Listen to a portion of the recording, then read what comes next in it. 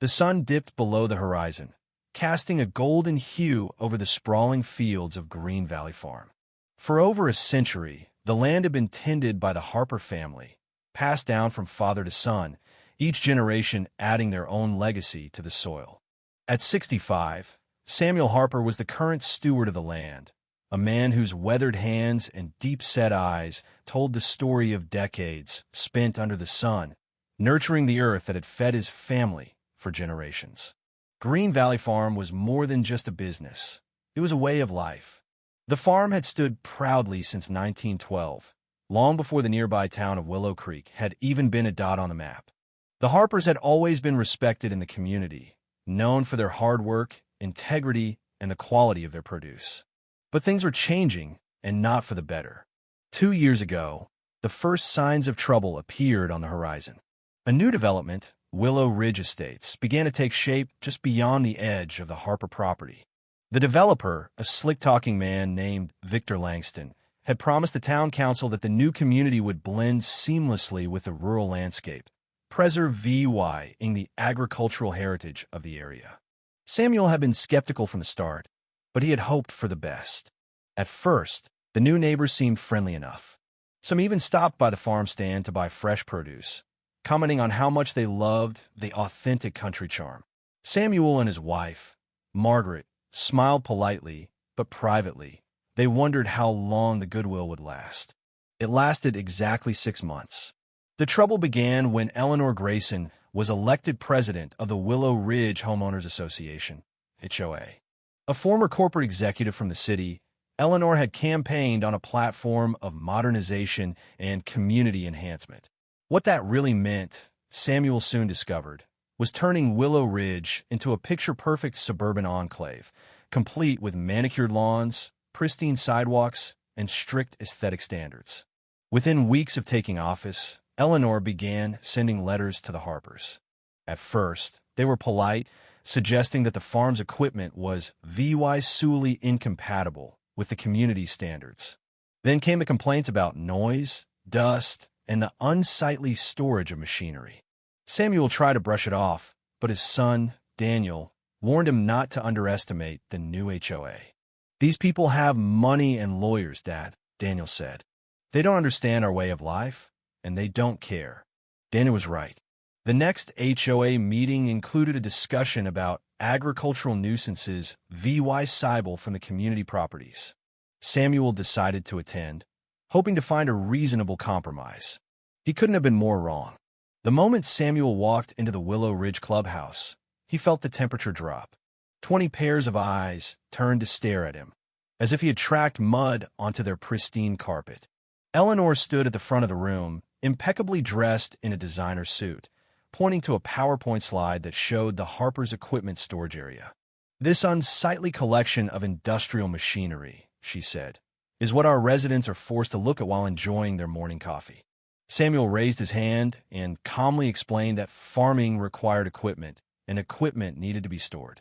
"We've been operating this way for decades," he said, "long before your homes were even blueprints." Eleanor's smile never reached her eyes. "Well, things change," she replied. "Our residents have invested millions in these properties with expectations of certain standards." Feeling ambushed, Samuel offered compromises. They could build a decorative fence around the equipment yard, adjust their harvesting schedule, or even repaint some of the older machinery. For a few weeks, things seemed to improve. The Harpers installed the fence at considerable expense and instructed their crew to be extra mindful of noise during early hours. Samuel thought they had reached an understanding. Then he discovered something that changed everything. Eleanor's husband, Richard Grayson, had recently been appointed to the County Zoning Commission. Their first order of business? Reviewing accessibility standards for agricultural properties adjacent to residential developments. The pieces started falling into place when a certified letter arrived from the county. The Harpers' main access road, the one they had used for generations to move equipment between fields, was being reclassified as a non-commercial route. Effective immediately, any vehicle exceeding certain dimensions was prohibited. This wasn't just about aesthetics anymore. This was about forcing the Harpers to change how they operated, or better yet, forcing them out completely. Samuel tried calling the county office, but all he got was a runaround. "We're just enforcing the updated zoning regulations," they kept saying. Nobody would tell him exactly why these regulations needed updating after decades of working just fine. A week later, Eleanor requested a neighborly discussion at the community center. Samuel should have known it was a trap. When he arrived, he found himself facing not just Eleanor, but the entire HOA board, their attorney, and a county representative. They called it a mediation, but it felt more like an inquisition. Eleanor handed him a document titled Operational Standards for Agricultural Active VY Ties.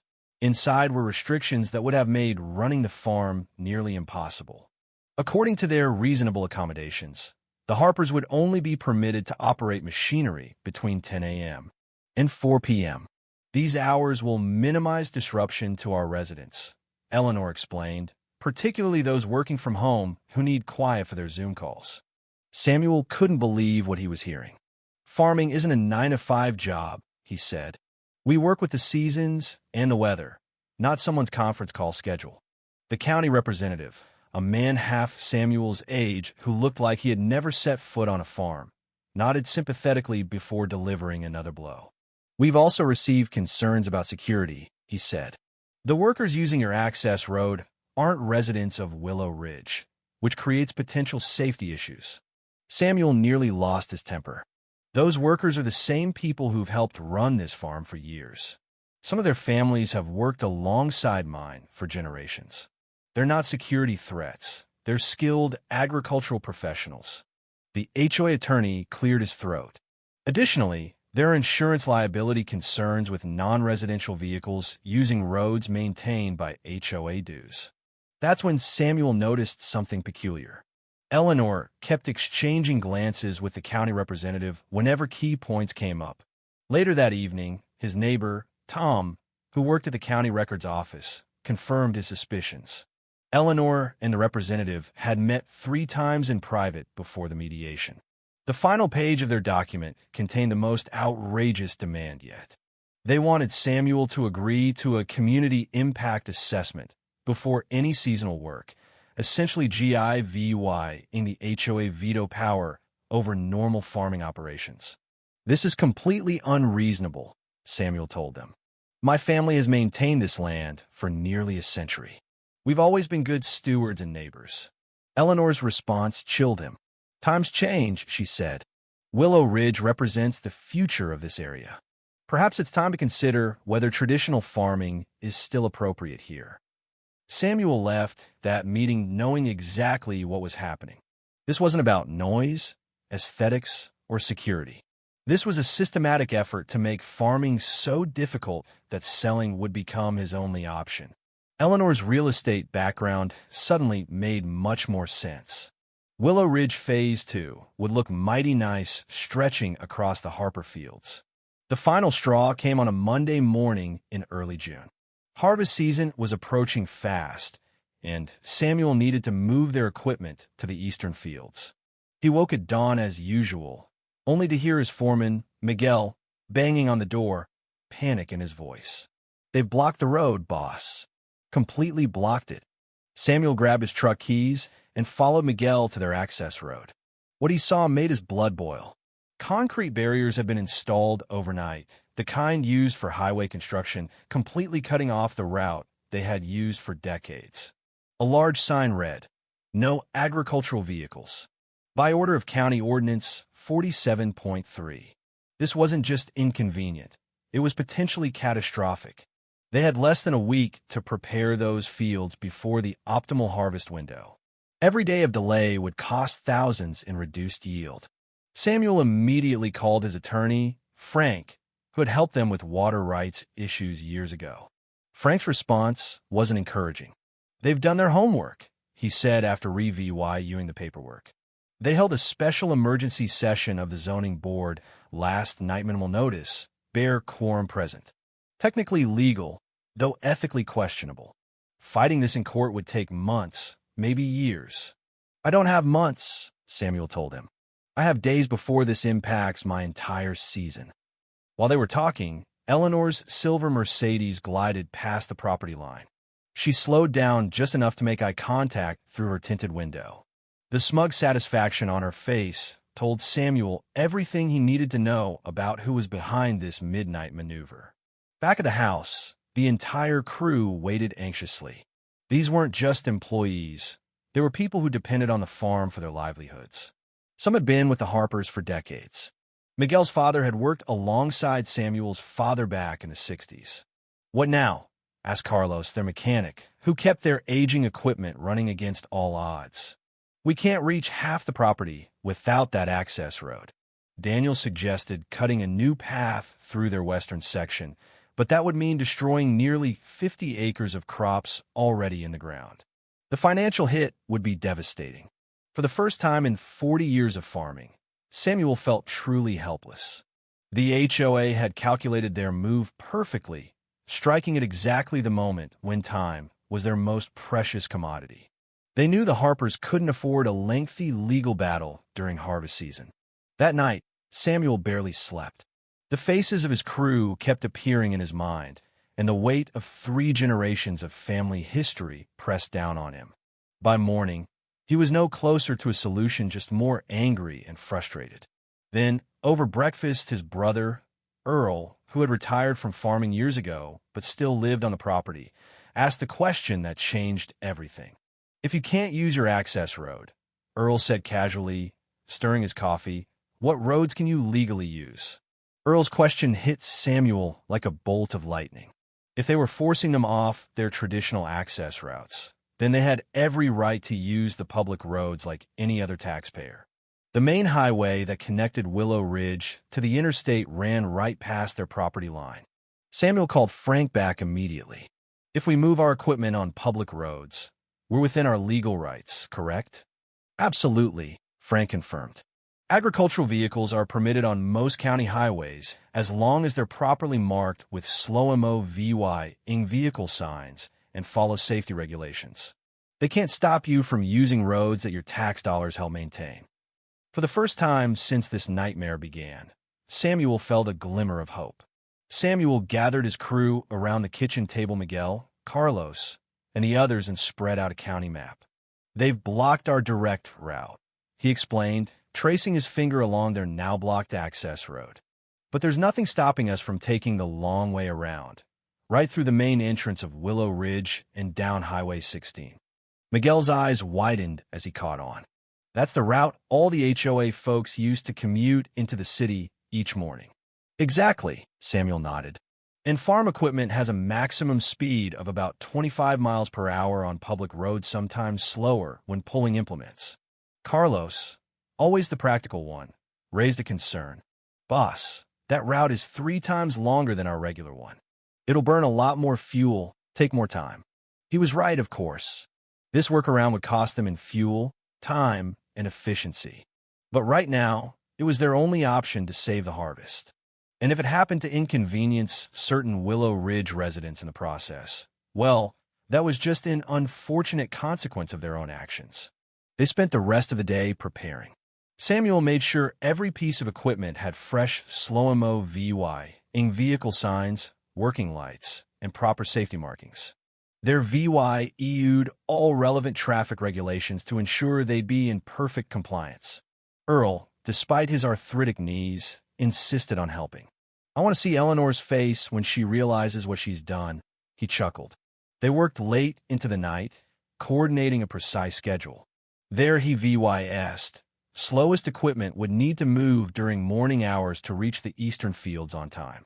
Those morning hours, coincidentally, aligned perfectly with Willow Ridge's peak commute time, when residents left their gated community for their offices downtown. As the sun set, Miguel asked the question that was on everyone's mind. "Do you think they'll try to stop us from using the public roads, too?" "They can try," Samuel replied. "But even Eleanor's husband can't rewrite state traffic laws overnight. Agricultural vehicles have had right-of-way protections in this county since before any of us were born." That night, for the first time in weeks, Samuel slept soundly. They had a plan, a completely legal, above-board plan, and they'd be ready to implement it at first light. Samuel set his alarm for 4:30 a.m., about 90 minutes before the Willow Ridge morning exodus typically began. Sometimes, the best response to unreasonable demands isn't loud protest or angry confrontation. Sometimes, it's malicious compliance. Dawn broke clear and cool that Tuesday morning. By 5:30, they had their entire fleet lined up along the property edge: 3 tractors, their combine, 2 flatbed trucks, and a sprayer. All perfectly legal on public roads. All painfully slow. Remember, Samuel told everyone, safety is our top priority. Follow all traffic laws to the letter. Use turn signals, maintain proper following distance, and never exceed the posted minimum speed. Miguel would lead in their oldest tractor, followed by Carlos and the combine. Samuel would drive the mid-sized tractor, with Earl riding shotgun, while the rest of the crew followed in the remaining vehicles. A perfectly legal convoy of agricultural necessity. At 6:45 a.m., just as the first Mercedes and BMWs began streaming out of Willow Ridge, they pulled onto Highway 16. Samuel would never forget the look on the first commuter's face: a middle-aged man in a tailored suit, coffee cup in hand, suddenly confronted with a procession of farm equipment moving at exactly 18 miles per hour. One by one, the luxury vehicles piled up behind them. Some honked impatiently, others tried to pass, only to encounter oncoming traffic and fall back in line. By 7:15, the backup stretched all the way to the Willow Ridge entrance gate. Through his rear VYEW mirror, Samuel spotted Eleanor's silver Mercedes stuck about 20 cars back. Even from that distance, he could see her gesticulating wildly on her phone.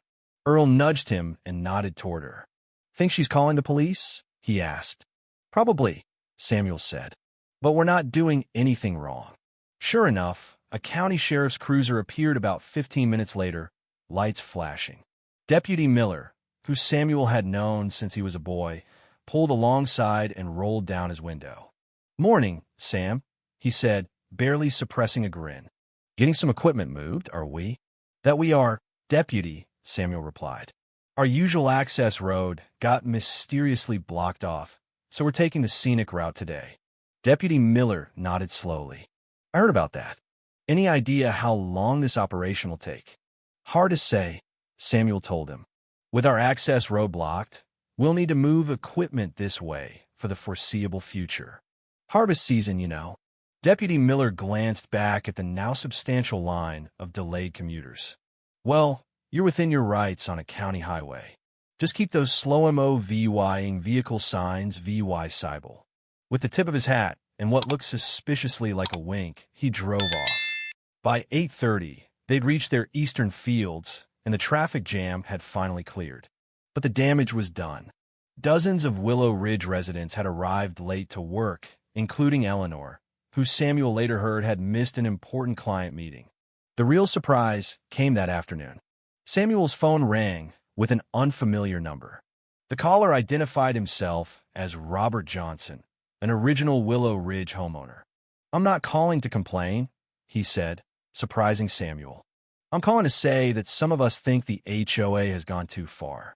This vendetta against your farm isn't what we signed up for. Eleanor doesn't speak for all of us." Robert wasn't alone. By evening, 3 more residents had reached out with similar sentiments. The HOA's unity was fracturing, and this was just day one. Word travels fast in farming communities. By Wednesday morning, 3 neighboring farmers had called to offer their support. Jack Walters, whose dairy operation sat just north of the Harpers, was particularly vocal. "Those city folks need to learn they can't just push around people who've been here for generations," he said. "I've got 2 tractors and a silage wagon I'm not using this week. They're yours if you need them." Samuel was touched by the gesture, but explained they had enough equipment. What they needed was solidarity. "Oh, I can help with that too," Jack chuckled. "My access road isn't blocked yet, but I think I need to move some equipment tomorrow morning as well." Around 7 a.m. "Sound good." By noon, a loose alliance had formed among the agricultural operations surrounding Willow Ridge. If they could block one farm's access, they could target any of them. This wasn't just Samuel's fight anymore. It had become about preserving a way of life. Meanwhile, Willow Ridge residents were dividing into factions. Robert Johnson had formed an informal group called Reasonable Residents, who recognized that the community's rural setting was part of its charm. They began circulating a petition demanding the HOA rescind its actions against the Harpers. Eleanor predictably doubled down. A notice appeared on the Willow Ridge Community Board, stating that the HOA was protecting property values and resident safety from industrial agricultural hazards. She scheduled an emergency HOA meeting for Friday evening to discuss additional measures. Thursday morning, their convoy hit the road again at precisely 6:45 a.m. This time, they weren't alone. Jack's tractors joined from the north, while Bill Henderson's grain trucks entered the procession from the east. All perfectly legal, all excruciatingly slow. The traffic backup now extended nearly 3 miles. Local radio stations began reporting on the agricultural gridlock affecting the Highway 16 corridor. One morning host even interviewed a traffic expert who explained that farmers had every legal right to use public roadways. Maybe building luxury developments in the middle of farmland wasn't the smartest planning decision, the expert suggested, to the host's audible amusement. By mid-morning, Eleanor had escalated to the county commissioner's office, demanding an emergency ordinance restricting agricultural vehicles during peak hours. Commissioner de Vys, whose family had farmed in the next county for 5 generations, politely declined. State law is quite clear on this matter, he told her. And frankly, Mrs. Grayson, there used to be a perfectly good access road that avoided this situation entirely. The unexpected consequence of Eleanor's heavy-handed tactics was a groundswell of local support for the Harpers' cause. The Willow Creek Diner, where Samuel had breakfast every Sunday for decades, put up a sign reading, "We stand with our farmers." The local newspaper ran an editorial questioning the HOA's urban colonization of rural areas. By Thursday afternoon, even the mayor had weighed in, stating publicly that agricultural heritage and progress can and should coexist through reasonable compromise. It was a diplomatic statement, but everyone knew which side he was really on. Friday morning brought unexpected consequences for Eleanor. Their now expanded convoy of agricultural equipment was proceeding as usual when a black Lexus tried repeatedly to pass them on a no-passing zone. The driver, clearly agitated, eventually managed to pull alongside Samuel's tractor, honking furiously and gesturing for him to pull over. Samuel maintained his legal speed, giving him a friendly farmer's wave. That's when he recognized him, Martin Reynolds, the regional director of Eleanor's real estate firm and her direct boss. Later that day, Robert Johnson called to fill Samuel in on the gossip. Apparently, Reynolds had missed a crucial meeting with overseas investors because of the traffic delay. When he discovered his own employee was behind the situation, causing his company significant problems, he was livid. He stormed into the Willow Ridge clubhouse looking for Eleanor. Robert told Samuel their shouting match could be heard clear across the pool deck. Something about her personal vendetta interfering with company business, Robert said. But the real turning point came that afternoon when the county newspaper hit the stands. The front page headline read, "Farm Fight Reveals Deeper Connections."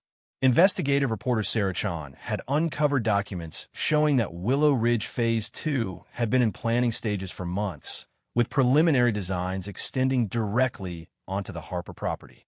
More damning were the emails between Eleanor's husband and certain zoning officials discussing acquisition strategies for resistant agricultural properties. They had assumed Samuel would eventually give up and sell once farming became too difficult. The article sent shockwaves through the community. By evening, Samuel's phone was ringing constantly with calls from neighbors, other farmers, and even Willow Ridge residents expressing outrage at the underhanded tactics. Eleanor attempted damage control by calling an emergency HOA meeting that night, but it quickly spiraled beyond her control. Residents who had been inconvenienced by the traffic were now directing their anger not at Samuel, but at her. "You told us this was about safety and aesthetics," one resident shouted, according to Robert, who attended. You never mentioned you were trying to force land sales for your company's benefit. Several original homeowners, mostly retirees in their 50s and 60s, openly questioned whether Eleanor's leadership represented their interests. One distinguished-looking gentleman in his late 70s rose shakily to his feet and addressed the room.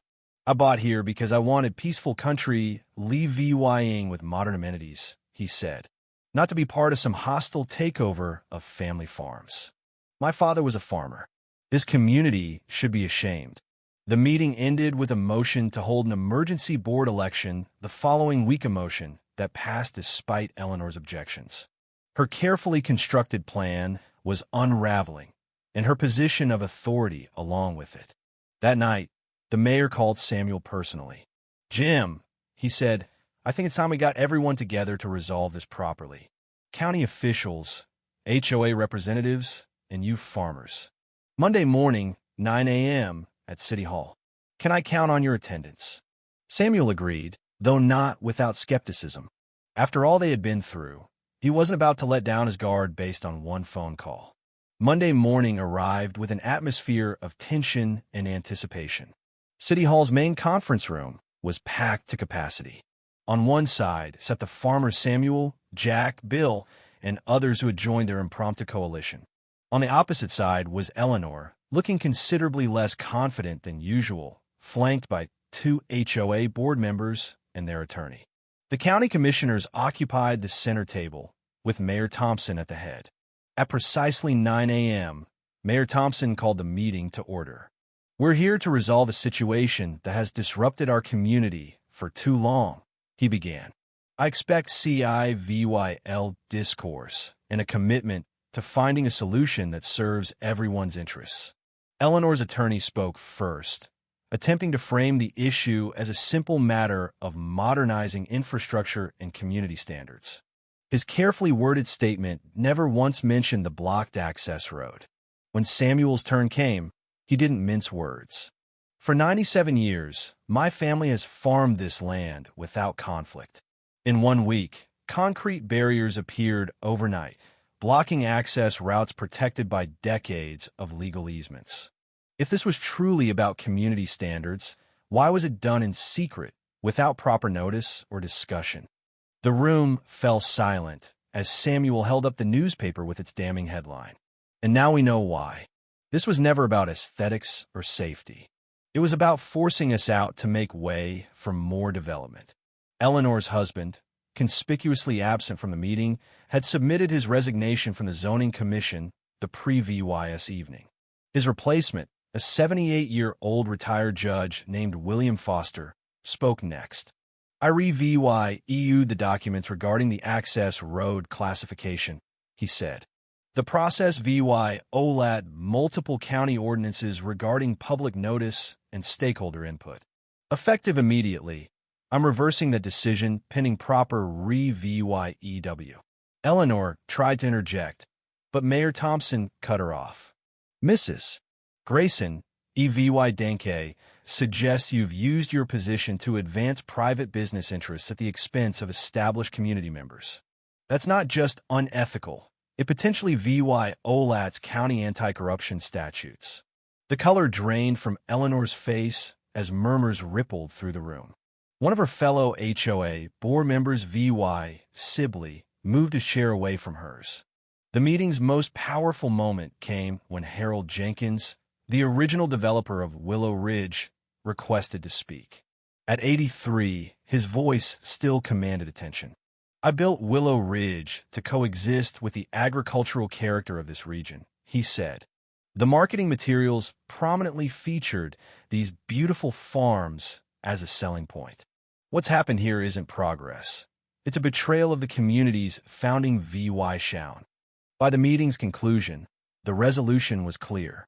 The barriers would be removed immediately, and a joint committee of farmers and HOA members would establish guidelines for shared road usage and reasonable accommodations on both sides.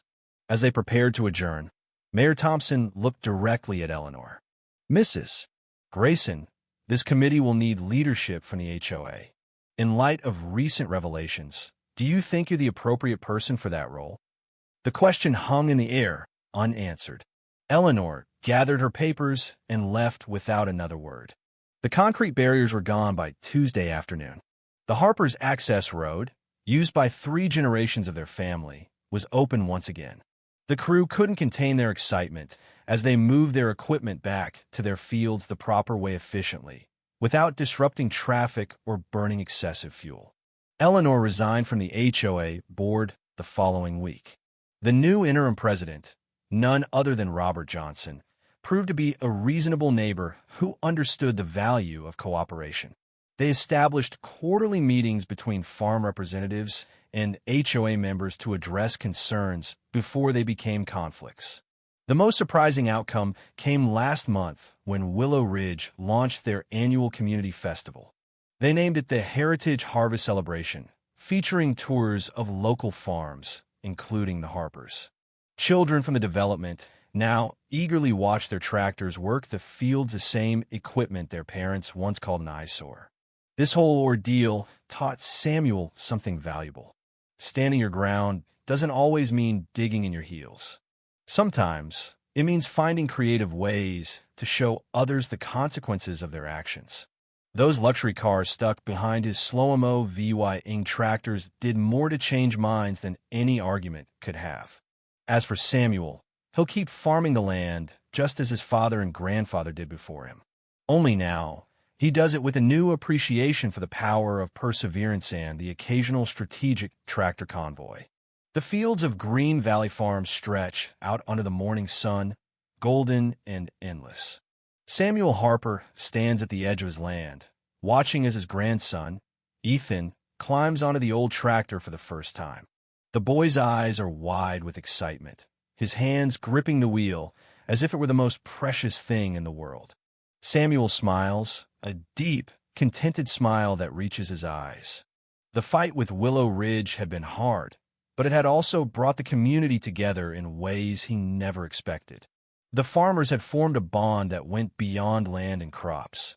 They had become a family, united by a shared love for the earth and a determination to protect it.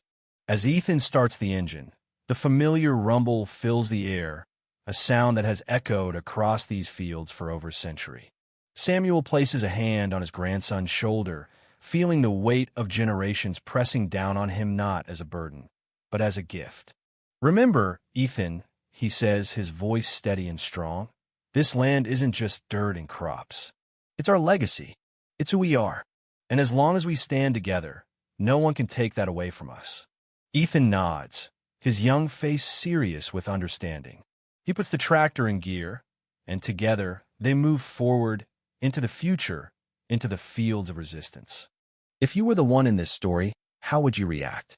Would you stand up and fight back, or accept the unreasonable pressure and control from the HOA? Share your thoughts in the comments below. And don't forget to subscribe, like, and share this video with more people. Your small action gives us the motivation to keep bringing you more intense and engaging stories. Thanks for watching, and we'll see you in the next video.